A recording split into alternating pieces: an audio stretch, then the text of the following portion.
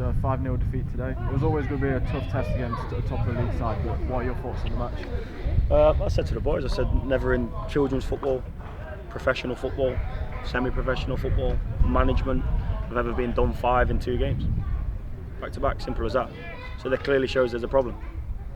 I can't be as blunt and really honest as I want to, because what the platform that this club gives is second to none, and people need to appreciate what's in the building and what's here.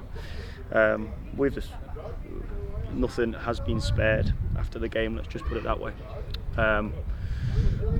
People need to be aware of what state it's being left in after last year, and the club's given every platform possible for people to want to be here and do things the right way. But what is happening at the moment will not continue on our watch. Yeah. So regardless of the game, the game's the game. But as I say, I've done 5 twice on the bounce. Never in my life. We're not them sort of people. Everyone has every right to have an opinion to it. People will never know the full story. But we're working night and day to try and change things and change the fortunes of this football club. And it can only go at a certain pace. So that's the very frustrating thing for myself and Lewis. But we're not going to sit here and pull punches about the fact that the mistakes that we have made over the last 2 games are criminal. And I'm normally not the sort of person to air anything. I'm not going to air too much about what actually has been said. But let's just put it this way. Lads know that on no uncertain terms that standard won't be accepted with us. We are trying to change. We are trying to get people through the door that are at a level to compete. In the first half, in spells, you saw players that had came through the door that can compete. I thought Nath Whitehead, especially in the first half, was brilliant on the ball, picking passes, defended well. But when you make the mistakes that you make in that game early in the second half, game's done again. And it's tough. It is tough at the moment because we understand what we're putting into it, and we can only move at a certain pace. And it's a sorry state at the moment. I've never been embarrassed like I've been embarrassed over the last few games, but that doesn't deter us. People will find out what is going off, but they have. Let's just put it this way: anyone involved in the club, the owners, directors, they know what we put into our work, and they're extremely supportive and they back us to the high heaven.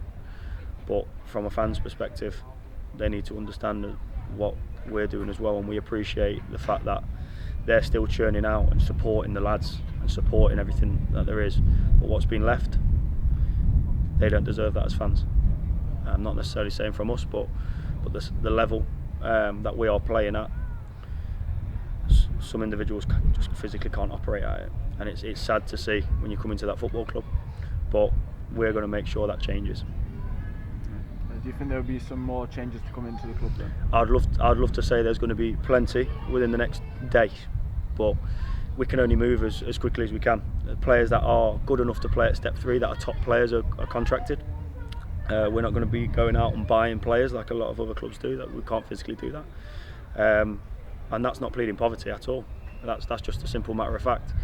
Other top players that are non-contracted, we're 6 games into a season, they're playing at their respective clubs, happy, financially well. So even if you can match or do a little extra for them, they're not going to leave something good. So usually you get players that are in a certain circumstance, other than the ones that have wanted to be with us from previous. So we are, as I say, we're working night and day to make sure this changes. I apologised on Saturday for the mistakes that I made. I can't keep apologising, because what people need to know is that's not us, that's not our standard, and it's going to take time for us to change that. And all we can be thankful for is the fact that the club is so supportive in what they see, and they understand exactly what we're trying to do and how we're trying to operate. Yeah. In terms of going forward to the starting 11. Is there any concern for Zane Hakim, because he looked like quite a bright spot today, but came off injured? Zane's been a bright spot since he came in. He's done some really good stuff. He's been physical with centre halves, anyone in the back line. We need people around him. Simple as that. We can't have one Zane. Regardless if results weren't the same, you still can't have one Zane. So of course there is concern. We need to know the true extent. But his eye stopped after the game, so that is a concern. But hey, we just need to get some consistency from a starting 11 perspective. We need to get a little bit more depth. But the one thing that will not happen in a football club like this, everyone will have to be at 100% attitude and application to play for us moving forward, and it is as simple as that. Yeah. And it's Stourbridge at the weekend. Going from a league fixture to a cup fixture, does that change anything, or is it the same mentality? No, it would have changed something if it was someone at a different level to ourselves and not in the same sort of section. So it almost feels like a glorified league game. The difference is, if you lose a league game, you've got 30 odd still to go. If the same thing happens in a cup game, you're out and everyone forgets about you. So for us, we have to try and get some form of positive. And as you can tell, this isn't us. So we need to make sure this changes as quickly as possible. But the fact of the matter is, ability or no ability, the bare minimum is 100% attitude and application. And if they won't just not play, they will not be in the door. Cheers, Brad. Appreciate it, thank you.